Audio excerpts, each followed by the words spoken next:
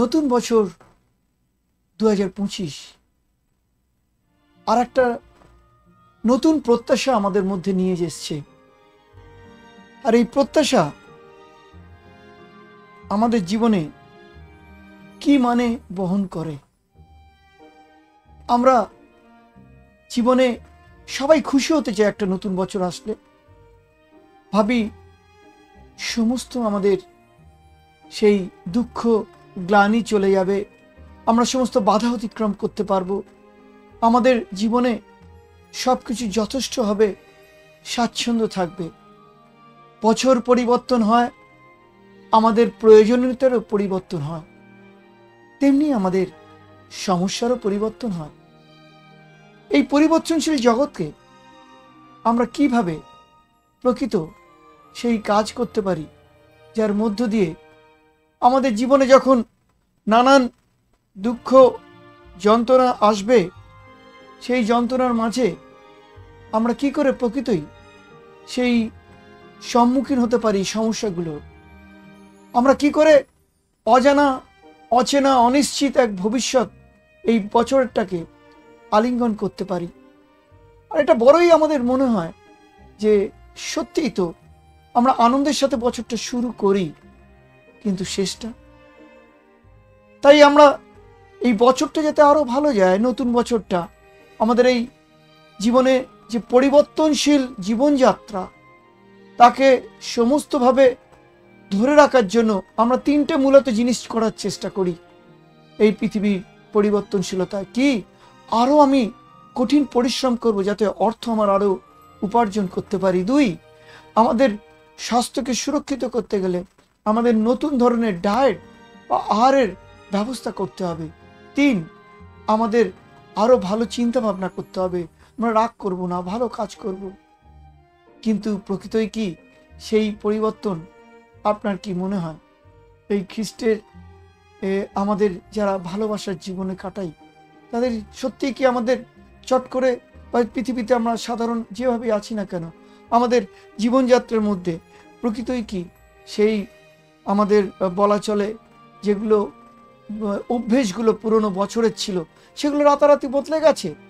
আমরা যে 2024 সালে যে এক কঠিন সমস্যার নানান ধরনের পরিবর্তনশীল জীবনযাত্রা দেখেছি, তা কি সেই অভিজ্ঞতা কি আমাদের মুছে গেছে?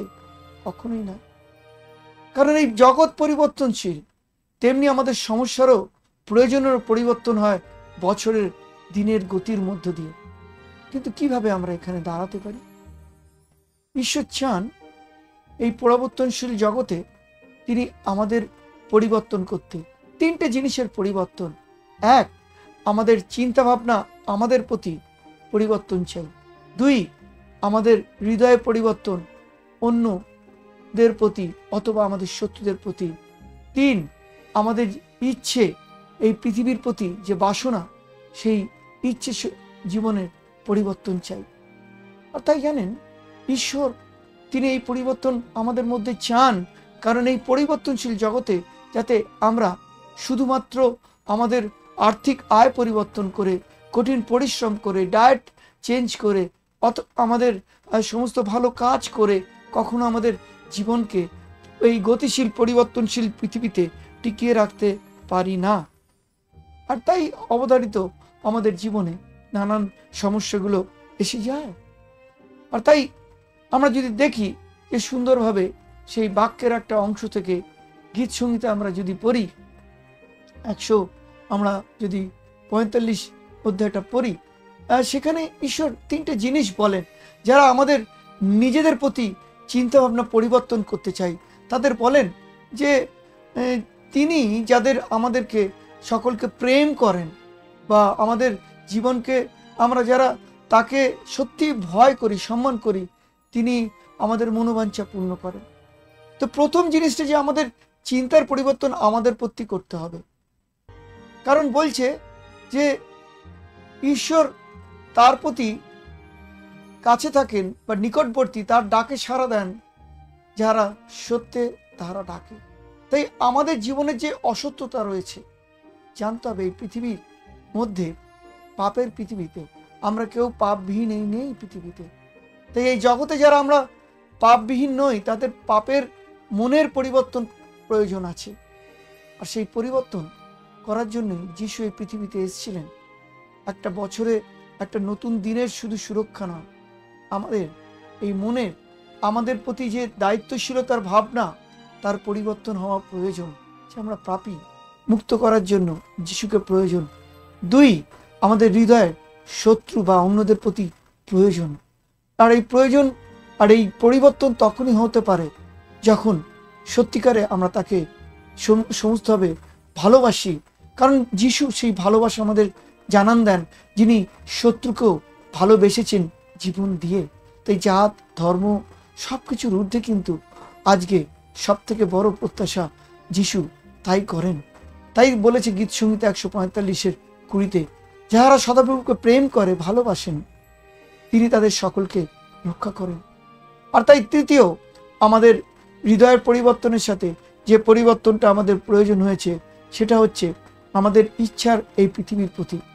বলছে যে যাহারা 19 পদে 145 গীত সংহিতার, যাহারা প্রভুকে সম্মান করে ভয় করেন তিনি তাদের বাঞ্ছা পূর্ণতা করেন। আর তাই কেন ঈশ্বরের কথা আজকে আমরা বলছি নতুন বছরে দাঁড়িয়ে, কি প্রয়োজন আছে? গত 31 তারিখে আমরা হই হুল্লো নানান কিছুর মধ্যে কাটিয়েছি, কিন্তু আমরা কখনো দেখেছি এই হই হুল্লোর মধ্যে 31 তারিখটা অনেকে পৃথিবীতে আপনার সাথে নেই। আপনার হয়তো পরিজন হবে, আপনার কোনো প্রতিবেশী হবে, আপনার কোনো শত্রু হবে, অথবা আপনার কোনো বন্ধু অথবা কোনো শুভাকাঙ্ক্ষী হবে, আপনার সাথে নেই। হয়তো এই পৃথিবীতেই তারা নেই। একবারও ভেবে দেখেছেন কেন আপনি 31 তারিখটা 2024 পেলেন? এই আজকে 1 তারিখে দাঁড়িয়ে একটা আনন্দের জন্য, নতুন প্রত্যাশার জন্য। কি করে তারা পেল না? ভাবুন। কারণ মানুষের জীবন ঘাসের মতো আজকে আছে, কালকে কি হবে জানে না। কিন্তু কি বলে জানেন? গীত সংহিতা যদি আমরা 146 পড়ি, একটা সুন্দর কথা বলেছে 4-5 পদে, যে মানুষ যারা কবরে চলে যায়, যারা হারিয়ে যায়, তাদের সাহায্যের সব পরিকল্পনাও হারিয়ে যায়, শেষ হয়ে যায়। কিন্তু ঈশ্বরের কাছ থেকে যারা সাহায্য চায় তারা ভীষণ সুখী হবে, কারণ তারা ঈশ্বর প্রভু যিশুর উপর নির্ভর করেছে। আর তাই কেন আমরা তার উপর নির্ভর করি? কেন আজকে তার কথা বলছি, তাকে ভালোবাসার, আমাদেরকে পরিবর্তন জগতে আমাদেরকে পরিবর্তন করার, কারণ তার কোনো পরিবর্তন নেই। মালাকি 3:6 বলছে যে ঈশ্বরের কোনো পরিবর্তন নেই। তিনি সমস্ত পথে, যদি দেখি সেই গীত সংহিতা 145:17 পদে, তিনি সমস্ত পদে ধর্মশীল। তার মানে তিনি যা বলেন তা করেন। তিনি আমাদের এই পৃথিবীর মতো মানুষের মতো অথবা পৃথিবীর পরিবর্তনের মতো তার পরিবর্তন হয় না। কারণ তিনি আমাদের রক্ষা করেন, ভালোবাসেন। তার একটাই কারণ, তিনি সমস্ত যা কিছু কাজ করেন তা দয়াবান। আর তাই এই নববর্ষে যখন আমরা একটা নতুন বছরকে আমরা বরণ করেছি, সেই আমাদের আশাটা কি? গীত সংহিতা 146:6-5 কি বলে জানেন তো? যে বলছে প্রকৃত মানুষ সুখী তারাই, এবং যারা এই যাকবের ঈশ্বর, যারা যিশুর পিতা বা যিশুর প্রতি আমরা সমস্ত বিশ্বাস রাখি। কারণ তিনি আমাদের আশাভূমি, তিনি আমাদের ঈশ্বর। আর তাই এই পৃথিবী, অচেনা পৃথিবীকে আমাদের 3টে জিনিস বড় প্রয়োজন। 1, তাকে বিশ্বাস করা। 2, তাকে ভালোবাসা। 3, তাকে সম্মান করা, সাহায্যের জন্য তার কাছে প্রার্থনা করা। আর 4, যে ঈশ্বর আমাদের সেই সাড়া দেন আমাদের বিশ্বাসের জন্য, তার সমস্ত বিশ্বাসযোগ্যতা দেখান। আজকে অবিশ্বাসের পৃথিবীতে এই নতুন বছরে আপনার জীবনে 4-5টা বদলে যায়নি রাতারাতি, কিন্তু ঈশ্বর আপনাকে বদলাতে পারেন যদি আপনার বিশ্বাস যিশুর মধ্য দিয়ে তার প্রতি, সেই বিশ্বস্ত ঈশ্বর যিনি আমাদের জীবনকে পরিবর্তন করার জন্য যিশুকে এই পৃথিবীতে পাঠিয়েছিলেন, জানেন? তাই আজকে আমাদের নতুন বছর অনেক পরিকল্পনা থাকতে পারে, কিন্তু সেই পরিকল্পনা মনে রাখবেন আমাদের আশা কি পূর্ণ করতে পারে? এটা আজকে আমাদের বড় চিন্তা নয় কি? যে সেই পরিকল্পনা আমাদের কি পরিবর্তন করতে পারে? কখনোই না। কারণ আমাদের শক্তি সীমিত, আমাদের বুদ্ধি সীমিত, আমাদের পরিকল্পনা সেই জন্য সমস্ত কিছুর মধ্যে সীমিত হয়ে যায়। আর তাই আজকে যারা আমরা সমস্তভাবে দাঁড়িয়ে আছি, যারা প্রভুর কাছে আর একটা, বা আমরা সাধারণ যারা যিশুকে জানি না, নতুন বছরটা একটা প্রত্যাশা নিয়ে দাঁড়িয়ে আছি, সেই প্রত্যাশা পূর্ণ কিভাবে হতে পারে সেটা কখনো ভেবে দেখেছেন? তখনই হতে পারে যখন আমরা প্রভুর প্রতি পূর্ণ বিশ্বাস নিয়ে দাঁড়াই। যিশুকে জানি, তিনি এই 2000 বছর আগে এই পৃথিবীতে এসেছিলেন কেন জানেন? এই আমাদের জীবন যারা আজকে আমাদের পাশে নেই, আমার আত্মীয় স্বজন, বন্ধু বান্ধব, গত বছর অনেককে আমি হারিয়েছি, হয়তো আপনারাও হারিয়েছেন। কিন্তু সেই হারানো জায়গাটা কোথায় আপনি নিজেকে ধরে রাখতে পারেন? এই যিশু কিন্তু এই পৃথিবীতে এসেছিলেন আমাদের পাশে দাঁড়িয়ে। আমরা যে কষ্ট, পরিবর্তনশীল জগতে কিভাবে আমরা প্রতিটা দিন কষ্টের মধ্য দিয়ে এগোচ্ছি, লাঞ্ছনা গঞ্জনা বইছি, সেইটাকে তিনি পাশে থেকে শুধু অনুভব করতে না, তার সুরাহা করতে, সমাধান করতে এসছেন। তাই তো তিনি বাইবেলে বলেছেন যে তোমরা সাহস হারিও না, সাহস করো, আমাকে অবলম্বন করো। দেখো, আমি এই পৃথিবীকে জয় করেছি। পাপের পৃথিবীতে, পরিবর্তনশীল পৃথিবীতে আমি যে পরিকল্পনা করে নিয়ে এসেছি তা আমার মৃত্যু পর্যন্ত আমি স্থির থেকেছি। তাই আমি শেষ করি এই নতুন বছরে একটা সুন্দর ঘটনা দিয়ে, যে ঘটনাটা আমাকে নাড়িয়েছে, আপনাদেরও দিতে পারে। ডক্টর এরিক ম্যাক লেগিন, তিনি একজন মিশনারি ডাক্তার ছিলেন। ইস্ট আফ্রিকার একটা ছোট্ট দেশ আছে, পৃথিবীর সব থেকে দরিদ্রতম দেশ যাকে বলা হয় বুরুন্ডি। সেই দেশে তিনি সমস্ত চিকিৎসার জন্য গিয়েছিলেন। কিন্তু দুঃখের বিষয়, তিনি দেখতেন সর্বদা যে প্রতি 7 জন পেশেন্টকে যদি দেখতেন, তার একজন প্রতিদিন মারা যেত। তাকে সমস্তভাবে দগ্ধ করত। ভাবত এই ব্যর্থতা, যে মেডিকেল যখন ব্যর্থতা হয়, মৃত্যু তখন দেখিয়ে দেয় আঙুল তুলে একজনের দিকে, যে ডাক্তার যেটা পারে না, ঈশ্বর পারেন, মৃত্যুকেও বাঁচাতে পারেন। তিনি এমনই এক চিকিৎসা করছিলেন। ওইখানে এক মহিলা অনেক দরিদ্র পরিবার থেকে এসছে, ওডেটির তিনি তার চিকিৎসা করছিলেন। সেই ভদ্রমহিলার নাম ছিল ওডেটি। তার 2টো কিডনি ফেল ছিল, ড্যামেজ ছিল। কিন্তু তারা পরিবার থেকে অনেক চেষ্টা করেছে অর্থ দিয়ে তার 2টো কিডনিকে সারাই করার। কিন্তু তারপরেও তারা সেই হতাশার মধ্যে ঘুরেছেন। তারা পারেননি সমস্তভাবে সে সুস্থ করতে। তাই তারা ঠিক করেছিলেন যে তাকে আরো ভালো চিকিৎসার জন্য কিছু চেষ্টা করা যাক। আর সেই চিকিৎসার জন্য তাকে অন্য জায়গায় স্থানান্তরিত করা হয়েছিল। তাই হতাশার পৃথিবীতে যখন একটা নতুন বছর এসেছিল, ডক্টর এই ম্যাক লগনিন তিনি হতাশার মধ্যে এই কথাটা বলেছেন, আমি সমস্ত কখনো কখনো ভয় পাই যখন এই পৃথিবীতে মৃত্যুর চারপাশটা দেখি, হাহাকার দেখি, আমার সমস্ত আশা হারিয়ে যায়। আর তিনি তাই বলছিলেন যে আশা হতর মধ্যে, এই সমস্ত দুঃখের মধ্যেও কিন্তু একটা নতুন একটা রিসেন্ট ঘটনা আমাকে সাহায্য করেছে আবার তাকাতে।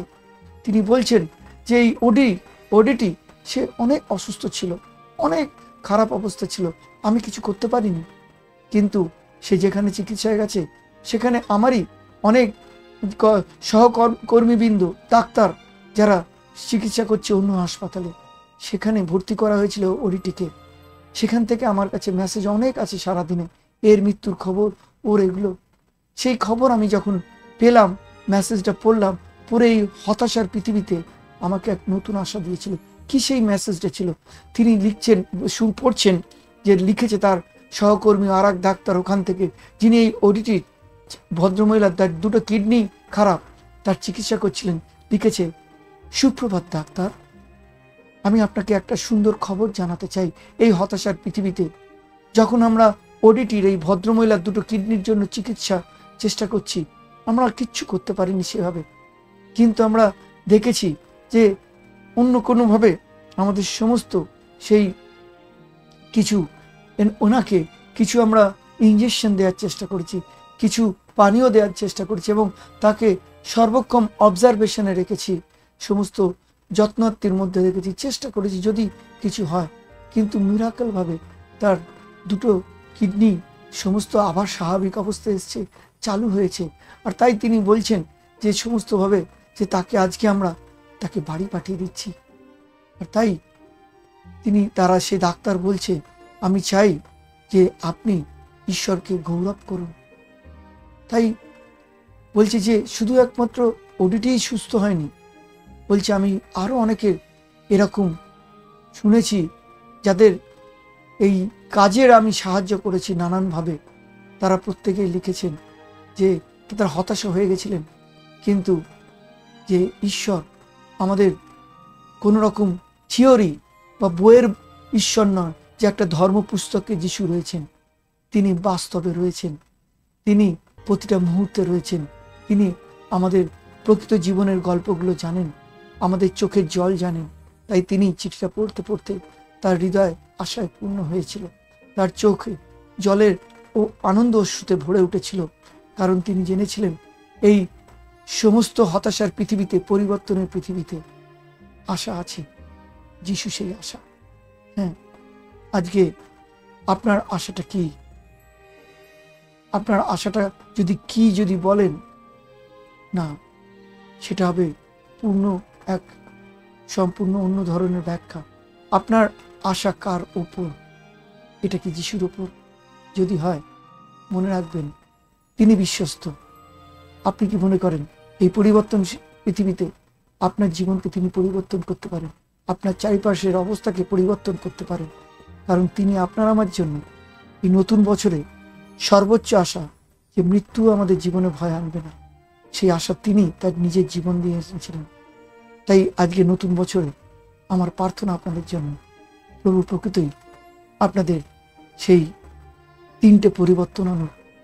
সেই পরিবর্তন যাতে আপনাদের নতুন আশা এই ডক্টরের মতো আনতে পারে, সমস্ত হতাশার মাঝে মৃত্যুহীন জীবনের প্রত্যাশা আনতে পারে, সমস্ত আপনাদের পরিবারের সেই হতাশা থেকে বের করে আনতে পারে, যা আপনাদের এক নতুন জীবন দেবে।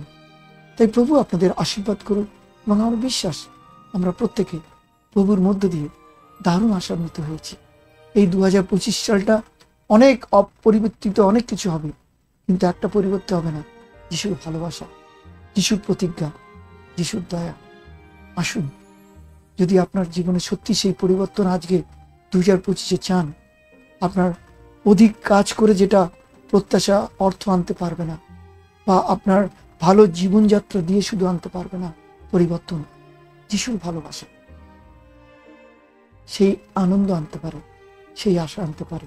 আর আমার সেটাই আপনাদের প্রতি সমস্ত অনুরোধ এবং ঈশ্বরের কাছে প্রার্থনা, যিশুর মধ্য দিয়ে, যাতে আপনারা প্রকৃতই 2025টা নানান সমস্যার মধ্যেও সমস্যার দিকে উত্তর করেন, রেগে, দুঃখে, ভেঙে, হতাশায় না, প্রকৃত আনন্দে। সেটা তখনই সম্ভব যদি জানি যিশু তিনি ধর্মশীল, তার পরিবর্তন নেই, তার প্রেমে, তার বাক্যের সরলতা চিরপ্রতিজ্ঞ আপনার জীবনকে এই বছরটা সুন্দর করবে এবং অতি আনন্দিত করবে, সুখী করবে।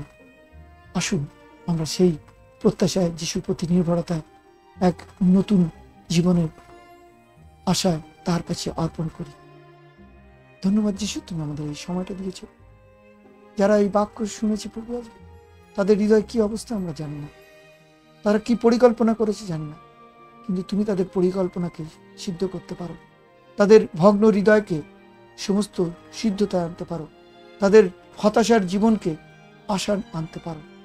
তাই তোমার হাতে সকলকে অর্পণ করে এই পরিবর্তনশীল জগতে, পরিবর্তনশীল সমস্যার মাঝে আমাদের হৃদয়কে পরিবর্তন করো, তোমার প্রতি নির্ভরশীল করো, বিশ্বাসশীল করো, যাতে তোমার বিশ্বস্ত জীবন, ভালোবাসা আমাদের পূর্ণ নতুন বছরে আরো ভালো এবং সুন্দর, সুখী করে তোলো।